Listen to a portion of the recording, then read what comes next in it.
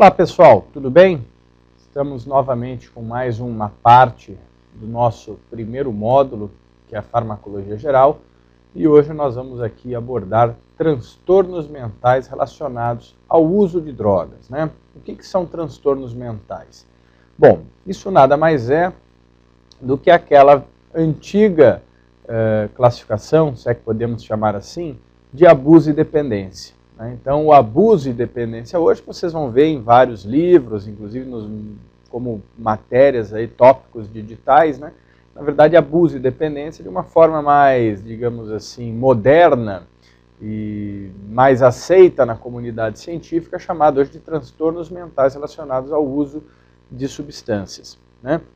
Então, o que são esses transtornos? É como vocês estão vendo aí nos slides, são síndromes comportamentais, né? São síndromes comportamentais que envolvem o abuso de uma determinada droga e a drogadição, que pode ser estendida desde o vício até a dependência, né? Lembrando que o vício é o ato de usar, né? Vício é o ato de usar a droga e a dependência é a vontade, é a compulsão pela droga, tá? Muito bem. Durante muito tempo, pessoal, esse é um tema que houve uma série de modificações e na verdade, é um tema que tem sido objeto de inúmeras outras modificações, né?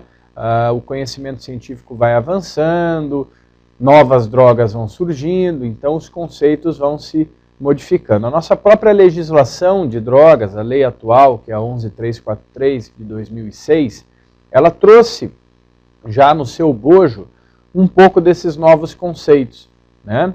Para quem já estudou um pouquinho de legislação de drogas, a lei 6368 de 76, ela era uma lei extremamente punitiva, né? Ela era extremamente rigorosa, se é que podemos dizer assim, com a questão das drogas, tanto para o usuário quanto para o traficante. As penas diminuíam um pouco, lógico, não eram as mesmas penas, mas ela era, digamos assim, pesada para ambos, né? Com reclusão, etc. e tal. Já a Lei 11343 de 2006, ela já vem no bojo desse novo conceito de transtornos mentais, né?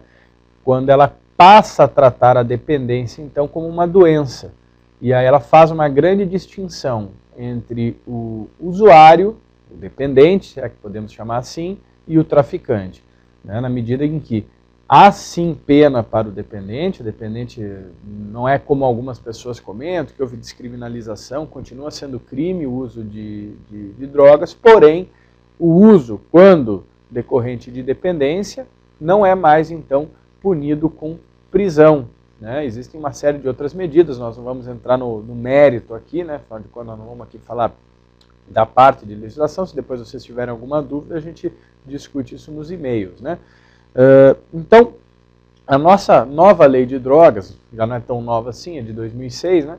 Mas enfim, ela traz um pouco desses novos conceitos, né? E por que desses novos conceitos?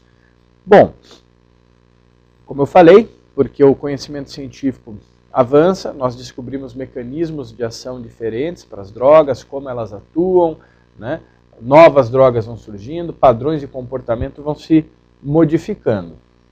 E aí o que acontece, pessoal? A gente tem também uma questão que é o benefício, né? Hoje não se faz mais, antigamente a gente tinha aquela velha definição, né, de que o abuso seria o uso abusivo, né? O uso de uma droga de forma continuada e com desaprovação social. Isso seria o abuso de drogas, né? O uso com desaprovação social, né? E a dependência seria esse abuso com frequência. Então esses eram os conceitos que nós usávamos, né? Eu não vou dizer que estejam errados, eu acho que são conceitos ainda importantes para você entender um pouco disso aí. Do ponto de vista genérico, são conceitos interessantes, né? Então, abuso é o uso indevido de uma substância, né? É o uso com desaprovação social. E o que é o uso indevido e uso com desaprovação social? Pô, o uso de uma substância ilegal, por exemplo, usar cocaína.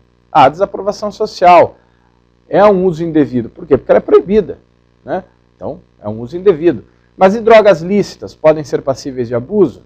Claro que podem, quando esse uso também traz, de alguma forma, desaprovação social. Por exemplo, o álcool.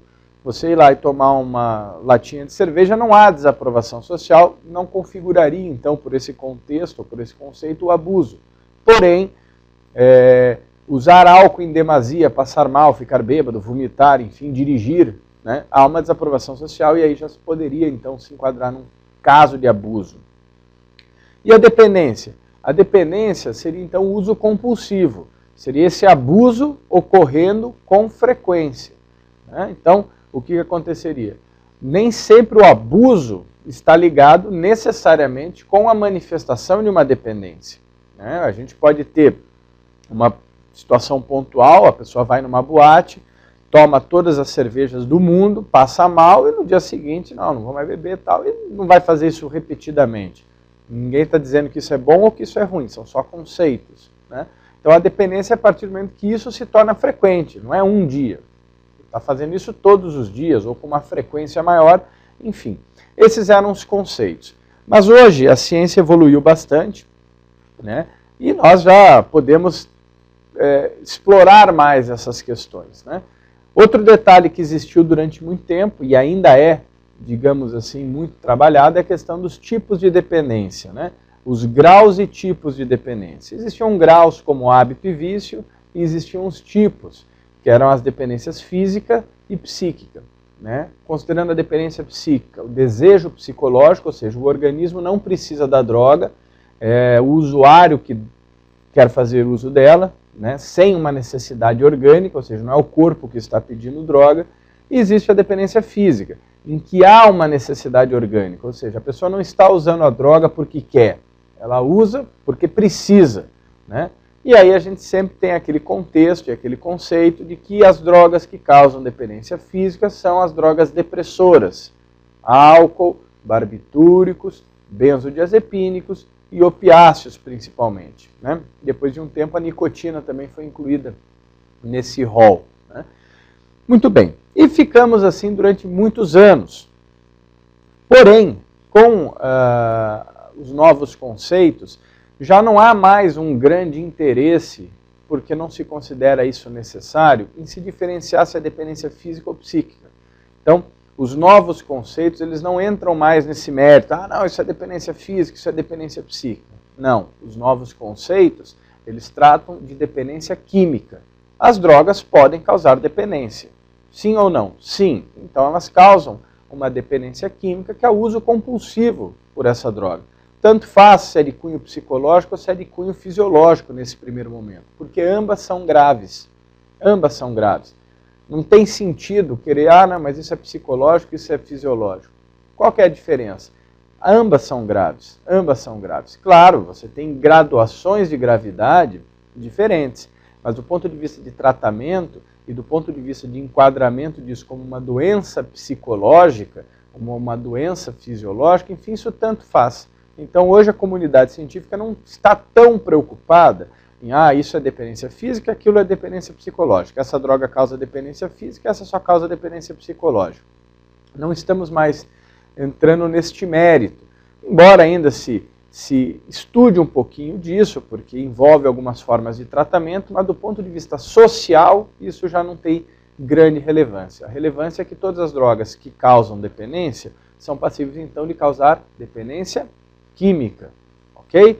E como fruto de uma dependência química, existe a vontade continuada de usar essa droga. E claro, gente, se você retira a droga dessa pessoa, considerando que ela tem uma vontade de usá-la, é possível, então, que ela manifeste contrariedade a isso. Que ela fique chateada, revoltada, brava, e que isso desencadeie uma série de fenômenos fisiológicos que nós chamamos de abstinência. Então, veja que a síndrome de abstinência, que antigamente, que outrora, era destinada exclusivamente a drogas causadoras de dependência física, hoje ela ficou mais ampla, né? Esse contexto de abstinência ficou mais amplo. Hoje a abstinência pode ser considerada simplesmente qualquer manifestação contrária à retirada de uma droga, independente da droga que seja. Agora, existem síndromes mais clássicas, como as dos opiáceos, e síndromes de abstinência comum, como a retirada de drogas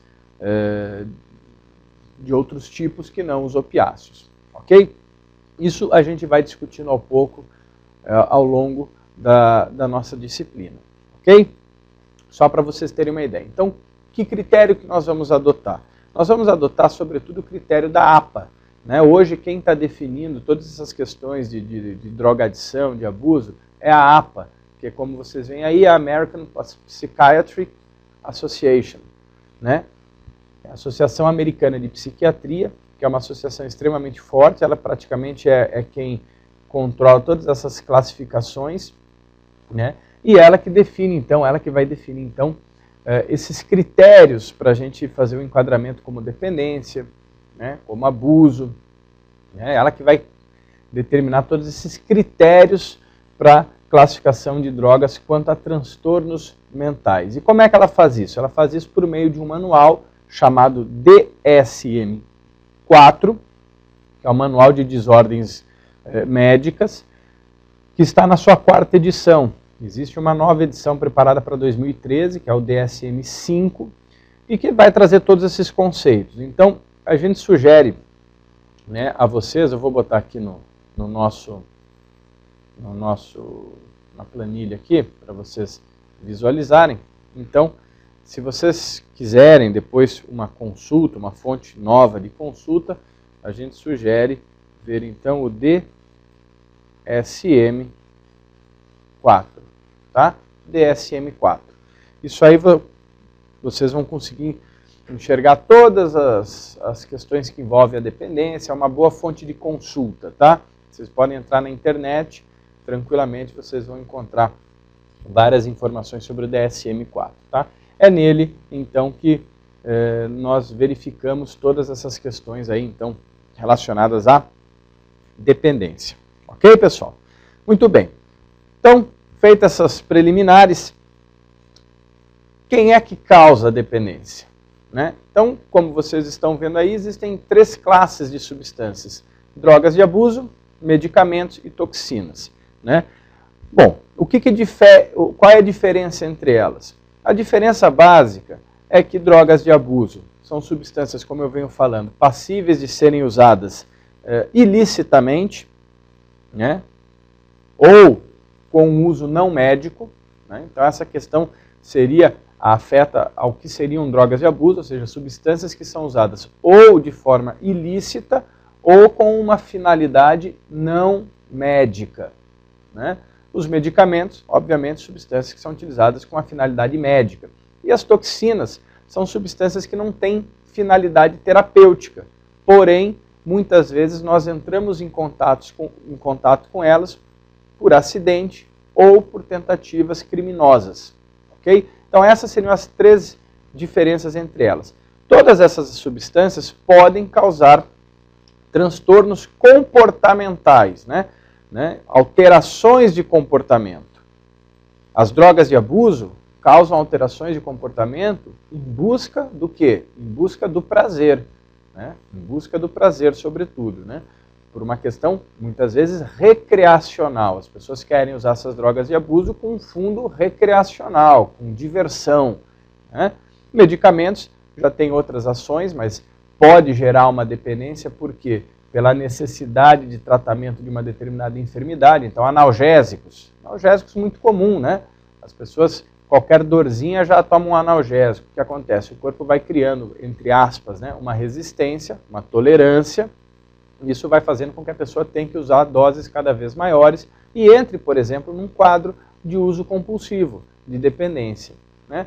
E as toxinas também, muitas delas, têm efeitos colaterais que geram alterações comportamentais, como alucinações, etc. e tal. Um exemplo são os metais. Né? Então, o uso de metais, ou sem querer, enfim, por exemplo, fazer chá de fita de videocassete, na época que ainda tinha muito videocassete, ou intoxicações por chumbo, né? Que são fitas de videocassete em cádmio, tem metais pesados. Né? Então, isso gerava o quê? Gerava um grau de intoxicação no organismo severo, que muitas vezes era reproduzido como uma alucinação. Imagine você com 42 graus de febre, você pode começar a ter alucinações. Né? Então, por uma forma didática, separaram-se as substâncias que podem causar esses transtornos nessas 3 classes. Então, drogas de abuso, medicamentos e toxinas. nós vamos falar um pouco de cada uma delas, nos momentos específicos, né? Então, quem seriam as drogas de abuso? Vamos aqui fazer rapidinho aqui no nosso quadro branco aqui, né? Então, vamos aqui fazer rapidinho. Então, quem que seriam as drogas de abuso? Drogas de abuso, que são para uso o quê? Como eu falei, uso não médico e ou com desaprovação social, certo? Normalmente com finalidade, né, recreativa. Finalidade recreativa. Quem são? São 11 classes. 11 classes. Então nós temos o álcool, nós temos as anfetaminas, nós temos a cafeína, nós temos a cocaína, tem mais? Os alucinógenos, os inalantes, a nicotina, os opioides, né? Os opioides. E temos também a fenciclidina, que é o PCP, e os hipnóticos e sedativos. Ok? Então você perceba que aqui nós vamos ter tanto drogas ilícitas, que claramente já teriam uso não médico, quanto drogas lícitas, mas que podem, por um padrão de uso compulsivo, gerar desaprovação social, que é o caso do álcool, de algumas anfetaminas, né, dos hipnóticos e sedativos. A cafeína está colocada aqui, mas a própria APA não a inclui nos sintomas de vício. Ela só está colocada aqui no sentido de que ela pode causar dependência, mas do ponto de vista de vício, etc. e tal, ela é usada um critério à parte, justamente pelo consumo econômico que a cafeína tem, ok? Mas, enfim, essas 11 drogas são as drogas capazes de causar transtornos relacionadas no grupo das drogas de abuso, né? Que podem ter finalidade recreativa, podem ter uso não médico ou com desaprovação social. Certo, pessoal? Então, isso aqui só para vocês terem uma noção. Com relação aos medicamentos, bom, medicamentos são vários, temos anestésicos, analgésicos, né, antiparkinsonianos, né, que podem influenciam no balanço de dopamina e podem induzir a esquizofrenia, aquelas coisas todas, né? Anticolinesterásicos, que podem produzir alucinações, e nós temos também as toxinas, né? As toxinas que, obviamente, não têm um uso médico e são divididas em metais pesados, chumbo, cádmio, né? Praguicidas, onde nós encontramos os raticidas, né? Os fungicidas, os inseticidas, né? Alguns gases, como o monóxido de carbono, por exemplo, álcoois alifáticos, exemplo, metanol, etileno glicol, né? E inalantes, que são alguns solventes, como por exemplo o tolueno, ok? Então, no grupo das toxinas. Isso só para vocês terem mais ou menos uma noção de como são divididas essas categorias de drogas capazes de causar transtornos, tá? Claro que a gente foca muito no grupo das drogas de abuso, mas nós vamos, em momentos oportunos, falar de cada uma delas, né? Toxinas, nós vamos falar muito na parte de toxicologia. Drogas de abuso, nós vamos falar em uma parte da toxicologia chamada toxicologia social, e vamos falar também disso aí em drogas do sistema nervoso central, ok? Então, vamos lá, vamos continuar.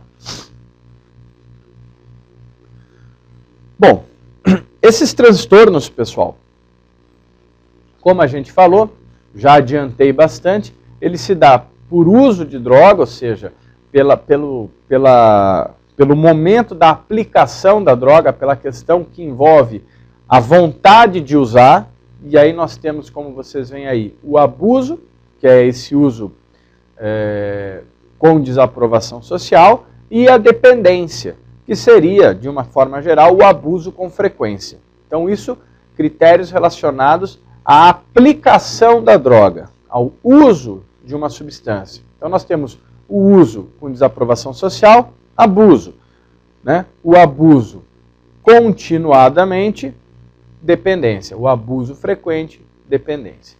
Mas nós também temos os sintomas desses transtornos, né? O que ocorre decorrente do uso, né? Tudo bem, a pessoa abusou. Tudo bem, a pessoa é dependente. E qual é a manifestação sintomática disso? E aí nós temos então esse outro critério, que é o critério induzido, que é a intoxicação, a abstinência, o delírio, a demência, a amnésia, os transtornos psicóticos, os transtornos de humor, né, os transtornos de ansiedade, transtornos sexuais e transtornos do sono, né? Então são os sintomas, por assim dizer, né, os sintomas do uso abusivo, os sintomas da dependência. Tá? O mais comum, o que é dado mais, talvez, importância dentro desse contexto, é justamente a abstinência, né? A abstinência, ok? Todos esses sintomas, quando a gente for falar das drogas, nós vamos comentar. Ah, essa aqui causa abstinência, esse outro causa delírio, e etc. e tal, ok? Bom, vamos falar daquilo que é o crucial. Então, o abuso. Como eu falei, durante muito tempo se usou um critério simples para definir abuso e que tem utilidade até hoje, para você entender o que é abuso. É o uso com desaprovação social, é o uso não médico, normalmente é o uso que teria uma finalidade apenas recreativa da droga. Ou seja, não tem razão para se usar, mas a pessoa quer usar. E é um uso pontual. Isso não quer dizer que a pessoa é dependente, não quer dizer que a pessoa está viciada, não, é um uso pontual. Claro que quanto maior o abuso, maior o risco, tá? Mas o abuso é uma situação pontual. A pessoa foi lá, cheirou cocaína, é abuso. A pessoa foi lá, bebeu todas na noite, passou mal, ficou bêbado, é abuso. Se isso vai decorrer ou vai originar uma dependência, é um outro fator, né? É um fator, claro, de risco, tá? Mas não quer dizer necessariamente que a pessoa já está dependente. Contudo, esse critério que a gente usa, abuso é uso com frequência. Mas o que é o uso com frequência, né? Faltava definir, bom, uso com frequência é o quê? Uma vez por semana? 2 vezes por semana? Mas e no carnaval? Poxa, no carnaval, meu Deus do céu, né? O carnaval todo mundo toma todas, quer dizer, e aí são 4 dias. Então isso é abusivo ou não? Aí o cara usou uma vez, demora 3 anos para usar de novo, quer dizer, então havia uma necessidade de padronizar critérios, aquilo que a gente fala que nem nas questões legais, né? Se você for tratar só da parte científica, muitas vezes para você definir alguns critérios vai ficar difícil. Imagine se a gente não definisse que cocaína é proibida. Por que cocaína é proibida? Porque está na lei, porque está na portaria, está na resolução da Anvisa, dizendo que cocaína está na lista F, lista de substâncias proibidas. E ponto final. Se é justo ou se não é justo, não é o que interessa agora, ela está proibida. Certamente houve estudos lá no passado que demonstraram a necessidade de tornar uma substância proibida. Agora, acabou, proibida para todo mundo. Eu não posso chegar e dizer, não, a cocaína é proibida só se ela fizer mal. Aí uma pessoa vai cheirar, não, mas para mim não fez mal, então para mim pode, para outro não pode. Então, infelizmente, a gente às vezes tem que ser arbitrário. E a APA, nesse caso, é arbitrária também. Então, se a gente deixasse assim, abuso é o uso com frequência. Ou melhor, desculpe, abuso é o uso não terapêutico, abuso é o uso com desaprovação social. Mas o que é desaprovação social? Para cocaína está claro, desaprovação social. Para cocaína não pode usar, logo se usar desaprovação social. Mas e para o álcool, para as drogas lícitas? Então ela teve que ser um pouco radical e definir critérios de abuso. E quais são esses critérios? Justamente esses que vocês estão vendo aí, né? Então, considera-se na visão da APA, e eu quero te dizer que a APA é quem define isso. A APA é mais importante que o CESP, é mais importante que a Universa, é mais importante que o Sesgran Rio. A APA é a APA, né? A Academia Americana de Psiquiatria, ela que normatiza tudo isso. Então, a gente leva os critérios da APA. É bom você saber esses critérios genéricos que eu estou dizendo. Olha, abuso é uso com desaprovação social. Isso te ajuda a entender, né? Mas os critérios efetivos são esses aqui. Então, é considerado abuso sempre que, num período de 12 meses, ocorre a manifestação de pelo menos um desses 4 aspectos. Quais são esses aspectos?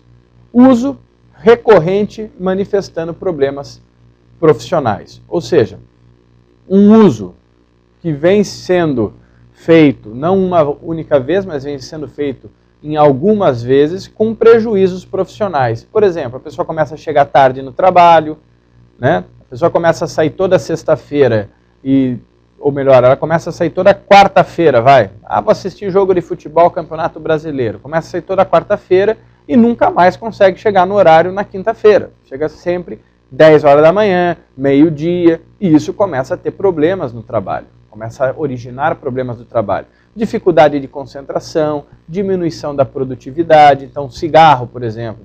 Toda hora a pessoa tem que parar o que está fazendo para ir lá no fumódromo, ficar lá dando uma fumadinha e tal, com prejuízo para o trabalho. Então, quando isto ocorre de uma forma recorrente num período de 12 meses, pode se enquadrar como abuso.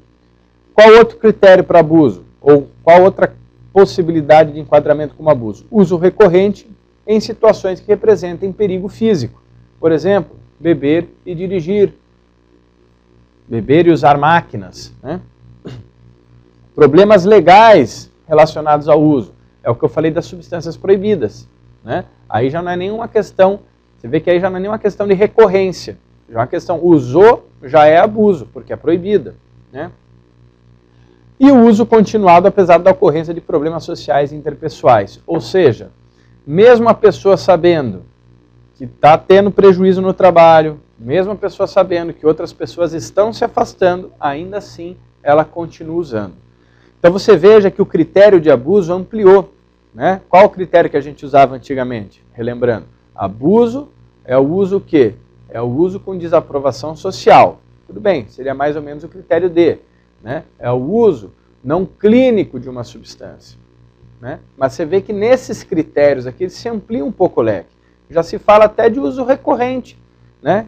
Coisa que a gente estava dizendo, a recorrência é só com a dependência. Nem sempre. Pode haver recorrência e isso ser considerado apenas abuso, ou seja, a pessoa bebe cerveja toda sexta-feira. É recorrente e não quer dizer que seja necessariamente uma dependência, né? Se ela bebe toda sexta-feira e a vida dela segue normal, ela não tem problemas profissionais, ela pega um táxi e vai para casa sem dirigir, o álcool é lícito e ela, enfim, não está incorrendo em nenhum problema legal, porque ela mesma não está dirigindo, e as pessoas não estão, ela não está tendo problemas de convívio social, pelos critérios da APA, não é considerado abuso, ok? Então você vê que ampliou o critério. Então o que é abuso? É o uso indevido, é um padrão mal adaptativo do uso de substâncias, ou seja, é um uso indevido. Esse padrão mal adaptativo é um uso que não é o correto, é um uso atípico, digamos assim, de uma substância que leva então a um prejuízo clínico, que é demonstrado por um desses 4 fatores. Então, se num período de 12 meses ocorrer um desses 4 fatores, nós teríamos então a possibilidade de enquadramento como abuso. E a dependência? Bom, a dependência, durante muito tempo, então, nós consideramos como o quê? Como o abuso que ocorre com frequência, né? Então você vê que o próprio abuso já pode ter a sua frequência, já pode ter a sua recorrência. Então ficava um critério meio que conflitando. Quer dizer, pô, mas se o uso recorrente de uma determinada substância pode ser, por si só, apenas um abuso, como é que eu posso dizer, então, que o abuso recorrente é dependência? Gerava esse conflito, né? Porque eu tinha aquela ideia de que o abuso é um uso pontual e a dependência é o abuso com frequência. Para cocaína funciona muito bem. Cocaína é ilegal, usou é abuso, usou várias vezes é porque existe um quadro de dependência. Mas para o álcool, por exemplo, já tinha alguns inconvenientes. Como eu falei, você pode usar álcool todas as semanas e não ser abuso. Ou você pode usar o álcool todas as semanas, ter já alguns critérios e alguns sintomas de abuso, mas isso nem por si ser considerado, então, uma dependência. Nem por isso ser considerado uma dependência. Então havia uma necessidade de organizar o critério da dependência. E outro detalhe, hoje nós temos conhecimentos de como o cérebro trabalha com a dependência. Então era uma coisa muito superficial, dependência é o abuso que ocorre com frequência. Mas por que isso? Né? Hoje nós sabemos que o nosso cérebro ele vai mediar uma série de ações que são envolvidas com a dependência. Então hoje nós temos critérios neurobiológicos, nós temos critérios cerebrais hoje para definir a dependência. Então, de uma maneira geral, a dependência é o quê? É a busca pelo prazer. Isso é dependência, não é o abuso com frequência. Não, a dependência é o quê? É a necessidade de ter prazer e esse prazer é exclusivo do uso da droga. Ou seja, a pessoa só tem prazer se usar uma determinada droga. Isso é dependência. É a vontade, é a compulsão pelo uso de uma droga em virtude do prazer que ela proporciona para aquela pessoa. Ok? Essa que é a questão. Depois nós vamos ver como que isso acontece no cérebro. Mas de uma forma didática, para a gente não ficar aqui discutindo, não, mas veja bem, nesse caso não é dependência, porque a dopamina... Não... Então, para ter um critério mais objetivo, a APA também foi arbitrária. E ela definiu alguns critérios. Eu separei aqui em 3, mas na verdade são mais do que 3. É só para vocês entenderem o que é o padrão de uso compulsivo. Então, se ocorre tolerância, quais são os critérios, melhor dizendo, para a gente colocar a pessoa num quadro de dependência? Tolerância, que é o quê? Que é a necessidade de usar doses cada vez maiores para manter o mesmo nível de efeito. Abstinência, que é o quê? Que é são as manifestações contrárias, né, as manifestações negativas decorrentes da retirada da substância.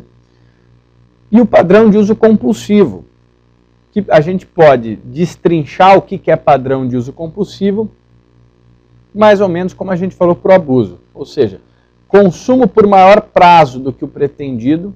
A pessoa ia tomar só uma latinha de cerveja, tomou 12. A pessoa ia usar só uma vez, usou 3. Né? Desejos e esforços, ou seja, dispêndio de desejos e esforços para usar. Né? A pessoa não consegue controlar o desejo, é aquela compulsão. Tempo dispendido, ou seja, ela perde muito tempo procurando a droga, excessivo gasto, né, obtendo ou utilizando ou se recuperando do uso de uma droga. Abandono ou diminuição de atividades sociais, ou seja, ela deixa de jogar o seu futebol, deixa de sair com os amigos, ela simplesmente larga a vida dela para poder ficar usando a droga, né? E o uso continuado mesmo diante de todos esses problemas. Então você vê que em alguns momentos ele se confunde com abuso, ele só é um pouquinho mais radical, né? Ok? Então esses são os critérios para a dependência. Tolerância, necessidade de aumentar as doses para manter os mesmos efeitos. Abstinência, o conjunto de efeitos negativos decorrentes da retirada da droga. Consumo por maior prazo do que o pretendido inicialmente. Grande desejo, grande compulsão, que é norteada por grandes esforços para conseguir a droga. Tempo dispendido, gasta-se, perde-se muito tempo procurando a droga, usando a droga ou se recuperando dos efeitos. A pessoa fica um dia de cama para recuperar da ressaca. Abandono ou diminuição das atividades sociais e uso continuado. Então, vamos lá, são 5 critérios aqui, né? 1, 2, 3, 4, 5, 6 e 7. Então são 7 os critérios para dependência. Se pelo menos 3 destes critérios, ocorrer num período de 12 meses, nós temos um sinal, ou uma característica, ou um diagnóstico de dependência. Tá? Então, o que é a dependência? A dependência é a recorrência aos efeitos prazerosos de uma droga. A pessoa quer ter aquele prazer e vai em busca deste prazer. Né? E como que a gente diagnostica isso? Quando existe pelo menos um destes 3 critérios num período de 12 meses. Então perceba uma coisa que é importante aqui. Tem que haver pelo menos 3 critérios. Né? Então sempre que ocorre pelo menos 3 critérios destes 7, num período de 12 meses, nós temos dependência. Então tem que haver pelo menos 3 critérios. Então, se uma substância causa apenas tolerância, é passível de induzir ou é passível de diagnosticar como dependência? Não. Se uma substância causa apenas abstinência, é possível? Não. Se uma substância causa tolerância e abstinência apenas, é possível? Não. Então, veja bem, tolerância e abstinência, apenas esses 2 critérios, ou apenas um desses 2 critérios, não é suficiente para enquadramento ou diagnóstico de dependência. Tem que haver pelo menos, se houver dependência, se houver abstinência, se houver tolerância, tem que haver pelo menos mais um desses aqui. Aí sim enquadra como dependência. Então, exemplo, canabinoides. Né? Canabinoides, por exemplo, pode causar dependência, maconha é considerada causadora de dependência, porque pode produzir um consumo por maior prazo, pode gerar desejos e esforço, a pessoa quer usar, né? Grande tempo despendido, pode haver diminuição de atividades sociais, pode haver uso continuado mesmo sabendo dos problemas, ou seja, só por conta desses critérios de padrão de uso compulsivo eu posso dizer que canabinoides causam dependência, mesmo não sendo comum a abstinência, mesmo não sendo característica a tolerância. Então, a recíproca é verdadeira. Ao passo que tolerância e abstinência por si só não classificam a dependência, eu também posso ter dependência sem haver tolerância e abstinência, que é o caso dos canabinoides, ou da maior parte das vezes de uso de canabinoides. Por outro lado, existem alguns opiáceos de uso clínico, quando um paciente faz uma cirurgia muito forte, que precisa usar alguma morfina, etc., logo depois da cirurgia ele pode ter manifestações de tolerância e de abstinência, porém sem manifestar qualquer um desses sintomas. Ou seja, nesse caso do opiáceo, decorrente de um uso clínico, numa cirurgia, em que ocorre apenas tolerância e abstinência, não é o caso de enquadrar então como dependência, ok? Então lembrem-se disso, sempre tem que ter pelo menos 3 destes critérios, não interessa qual. Então eu posso ter dependência sem ter tolerância e sem ter abstinência, mas tendo pelo menos 3 desses daqui, ok? E se eu tiver só tolerância e abstinência, lógico, não estou dizendo que isso não é grave, mas não é considerado dependência, porque não é considerado, então, não existe aquela questão da vontade de usar. Não existe dependência sem pelo menos um critério de uso compulsivo. Pelo menos um critério de uso compulsivo a gente tem que ter para caracterizar a dependência. O que esses critérios, tolerância e abstinência, são usados ainda é para a questão da dependência fisiológica. Então, se num quadro de dependência, há a presença de tolerância ou de abstinência, a dependência há e a tolerância e a abstinência, aí nós chamamos de dependência com sintomas fisiológicos. Porém, se não há tolerância e abstinência, se há apenas esse padrão de uso compulsivo, aí nós dizemos que há uma dependência sem questões fisiológicas. Não há dependência fisiológica, ok? Entendido? Então, dependência fisiológica, obrigatoriamente, tem que ter tolerância e abstinência, ou abstinência. Se não houver nem tolerância e se não houver nem abstinência, se for uma dependência exclusivamente com padrão de uso compulsivo, aí sim, então, nós temos uma dependência sem sinais fisiológicos, certo? É dependência, mas é uma dependência sem sinais fisiológicos, ok? Essas são as novas classificações. Falando só um pouquinho da abstinência, eu falei no início que a abstinência era muito vinculada à questão do ópio, né? A questão da síndrome de abstinência da dependência física, né? Então vamos aqui voltar aqui para as nossas tabuinhas brancas aqui. Então o que acontecia?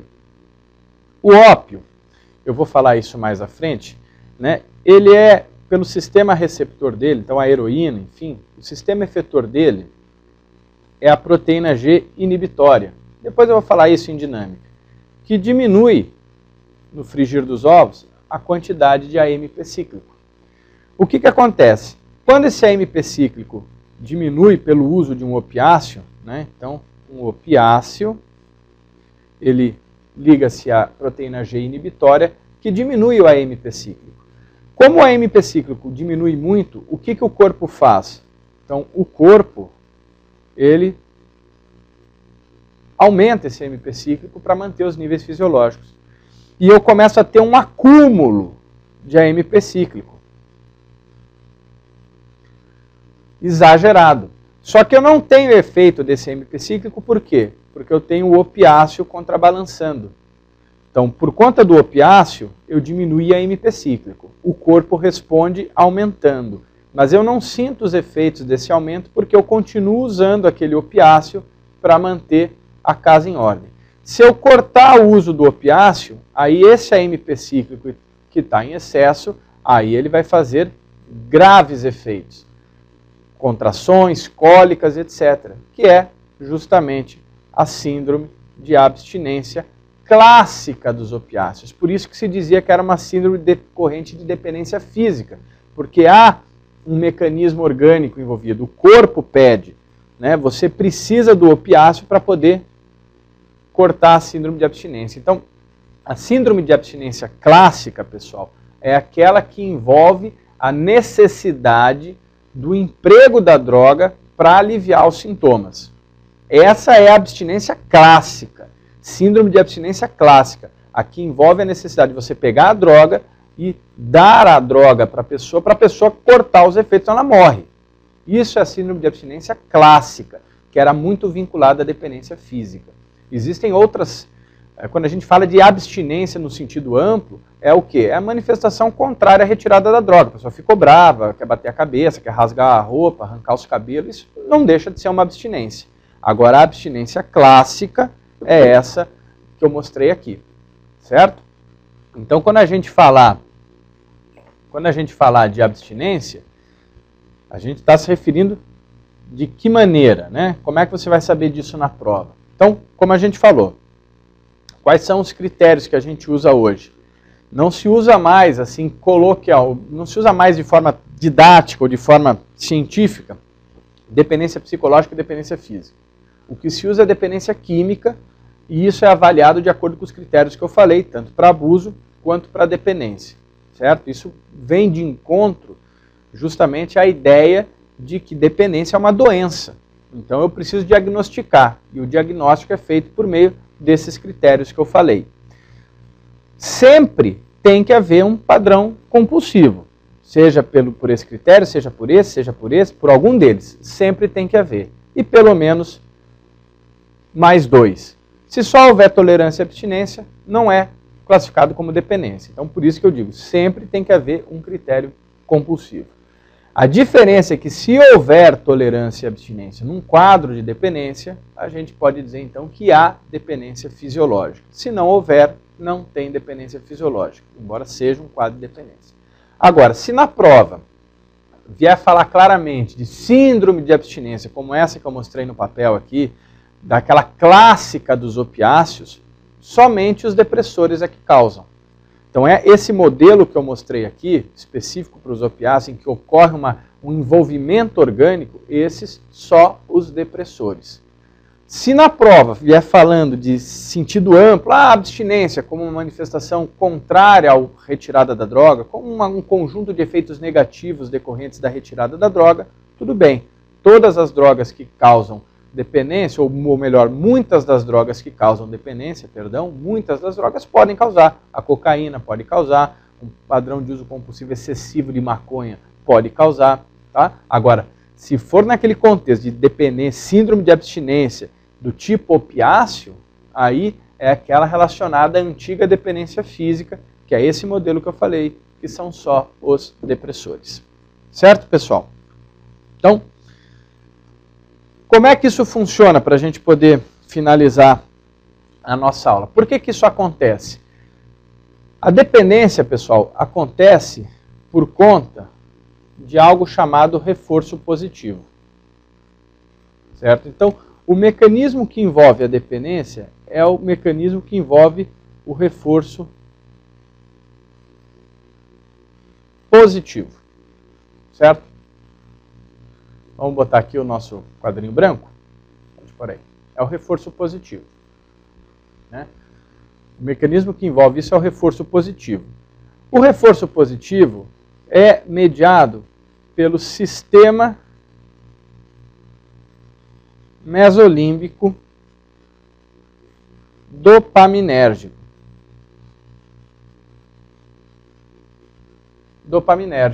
Que se estende da área tegumental ventral até o núcleo accumbens, certo? Que é representado como NAC, núcleo accumbens. Existem vários neurotransmissores no sistema mesolímbico dopaminérgico, vários, né? GABA, glutamato, mas os principais são os peptídeos opioides e, sobretudo, a dopamina.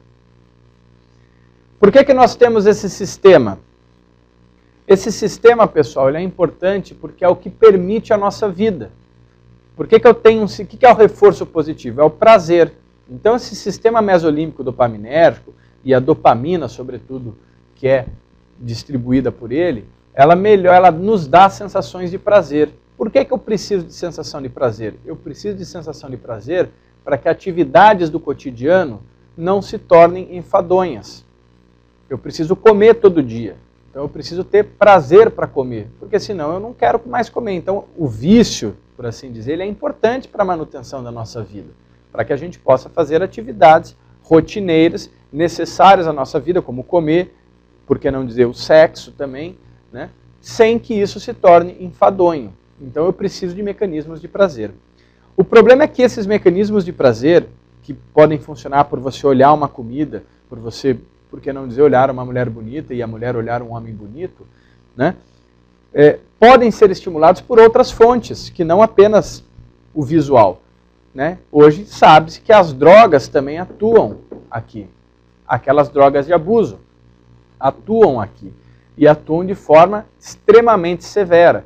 Então, enquanto, por exemplo, vamos pensar, a gente chama de drogas extremamente reforçadoras, né? Então, enquanto, por exemplo, um alimento, por assim dizer, enquanto um alimento, vou usar números fictícios, enquanto um alimento ele estimula em 50% a liberação de dopamina no núcleo accumbens, né? Então, um alimento, uma anfetamina, por exemplo, estimula 500%. Certo? Estimula 500%. Como é que ocorre o vício, então? O vício ocorre a partir daqui. A pessoa usa anfetamina, a pessoa come lá um petit gâteau, libera 50% de dopamina. Então ela vai ter um prazer. Poxa, que legal, que gostoso. Quando ela usa uma anfetamina ou uma cocaína, que são drogas extremamente reforçadoras, você tem uma liberação de 500% de dopamina. Ou seja, você mata isso aqui. E você tem um prazer extremamente intenso. E quando você olhar para um petit gâteau, em função de você já ter tido um prazer dessa monta, praticamente você vai, que petit gâteau que nada. O teu prazer começa a vir por essa fonte. Certo? Por essa fonte. Então esse é um dos mecanismos que envolve a dependência. Por isso que a gente não pode dizer, a dependência é o abuso com frequência. Não, existe toda uma questão fisiológica aqui que envolve a dependência. Como é que esse sistema mesolímbico dopaminérgico, então, ele vai ser estimulado? Ele vai ser estimulado pela droga. Agora, por que em umas são 500, outras são 200, outros são 200%, uns são 500%, outro pode ser 1000%, outro pode ser menos, outro pode ser mais? O que influencia isso? Existem vários fatores, né? São vários os fatores que podem estar ligados à dependência da droga, né? Então, para a gente finalizar aqui, dentro desses fatores, né, nós temos aqui vias de administração, né? Então a gente sabe que drogas com a administração pulmonar, por exemplo, chegam de forma muito mais intensa ao cérebro, logo vão estimular de forma muito mais intensa o sistema mesolímbico. Fatores ambientais, como idade, né? Grupos de amigos, né? Componentes genéticos, como a CREB e a delta-FOSB. Então são mecanismos genéticos que podem predispor à dependência, né? Então a delta-FOSB, por exemplo, é um mecanismo genético que estimula o sistema mesolímbico dopaminérgico. Então algumas drogas atuam em cima de delta-FOSB, que vai então promover um estímulo maior do sistema mesolímbico, né? A CREB, por exemplo, ela envolve o quê? O estímulo em excesso da CREB, que algumas drogas provocam, ela faz o mesmo efeito de um opiáceo, ela diminui drasticamente o AMP cíclico, né? E com o AMP cíclico baixo, você tem como se fosse abstinência. Então são efeitos distintos. Enquanto drogas que estimulam a delta-FOSB estimulam diretamente, ou melhor, drogas que estimulam a delta-FOSB fazem com que o sistema mesolímbico dopaminérgico seja extremamente ativado. A CREB faz o contrário. A CREB, ela diminui a quantidade de AMP cíclico. Então, drogas que atuam na CREB diminuem a AMP cíclico e induzem a uma possível síndrome de abstinência que faz, então, torna necessário o uso de outras drogas ou de mais drogas para aumentar esse AMP cíclico, por exemplo, anfetaminas, cocaínas, etc. e tal. Então são fatores genéticos também que envolvem o uso de determinadas drogas. Certo, pessoal? Então, basicamente era isso que nós tínhamos a falar na parte de transtornos mentais, certo? São critérios novos que estão existindo aí. Eu sugiro que vocês deem uma olhadinha também no DSM-4, como eu falei. E se vocês tiverem dúvida, aqui está o nosso e-mail para vocês nos mandarem. A gente tem toda a disposição aí para responder qualquer questionamento. Tá? Então, com isso, encerramos nosso módulo de farmacologia geral, onde falamos de conceitos, né? Falamos de classificação das drogas, dos vários tipos de classificação das drogas, né? E falamos também, entre outras coisas, dos transtornos mentais, que seria justamente o abuso de drogas, a dependência de drogas e os mecanismos cerebrais envolvidos, sistema mesolímbico dopaminérgico, que pode ser mais ou menos estimulado em decorrência de vários fatores, como as drogas, como o comportamento da pessoa, a idade da pessoa, vias de administração e etc. Certo, pessoal? Então, com isso, fechamos nosso módulo Farmacologia Geral. Continue nos estudos e qualquer coisa, estamos à disposição no e-mail. Um grande abraço